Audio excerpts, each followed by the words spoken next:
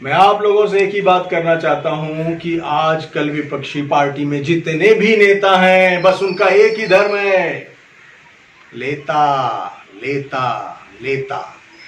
विपक्षी पार्टी का हर नेता सिर्फ लेता है, चाहे वो आपसे रिश्वत लेता हो, चाहे आपसे वो कमीशन लेता हो, चाहे आपसे दलाली लेता हो।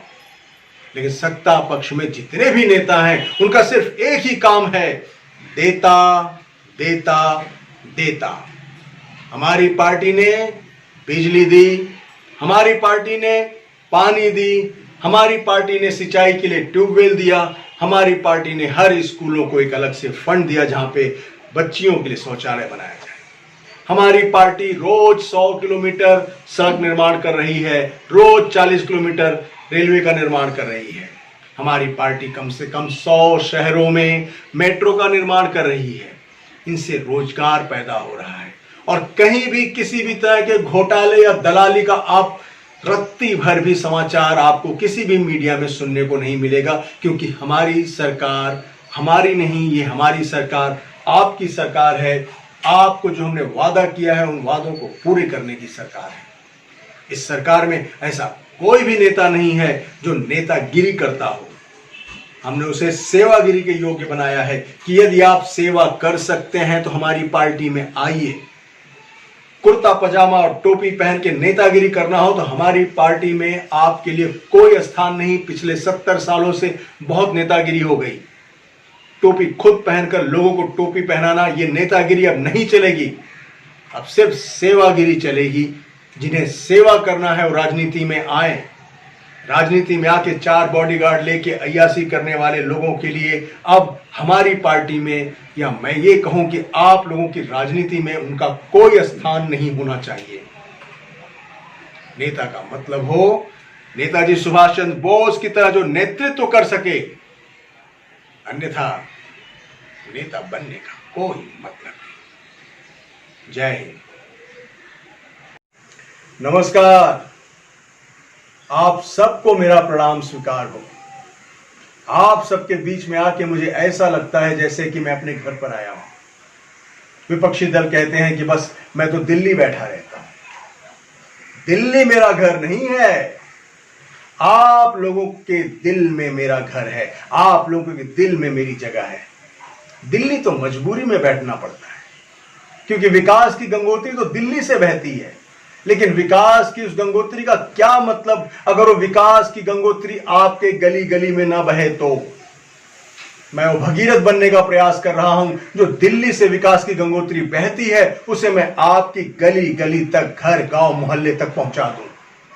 क्योंकि विकास ही गरीबी दूर करने का पहला और आखिरी उपाय है।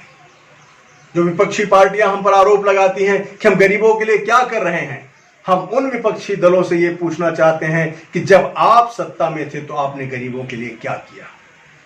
क्या किया गरीबों के लिए? बस गरीबों के आंकड़े पे चुनाव के पहले आपने रोटी सब्जी पूड़ी बंटवा दी, शराब बंटवा दी, कुछ पैसे बंटवा दिए, और अगर चुनाव में जीत कर आ गए तो आपने कर्ज माफ करवा दिया।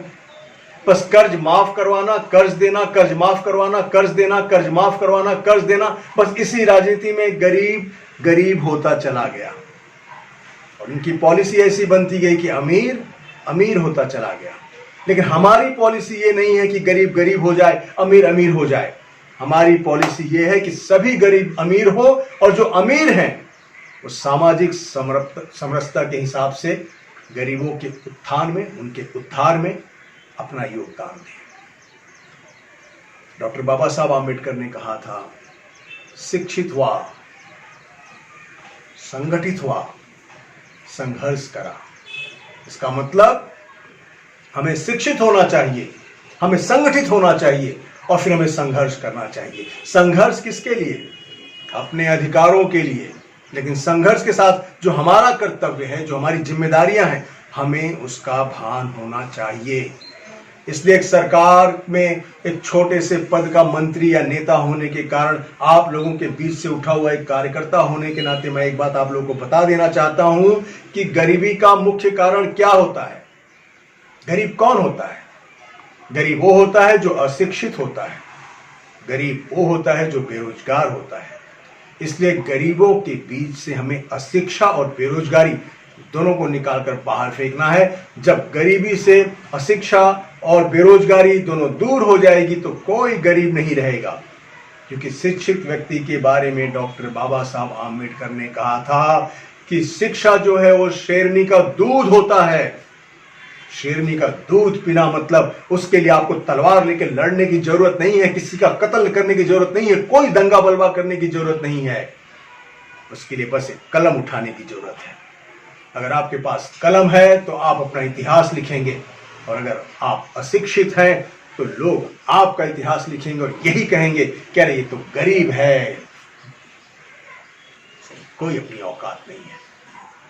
दिल्ली जाने के पहले बस मैं आप लोगों से यह वादा करने आया हूं कि बहुत जल्द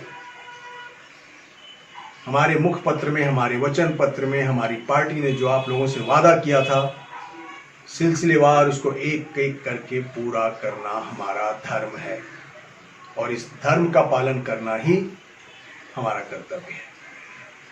नमस्कार।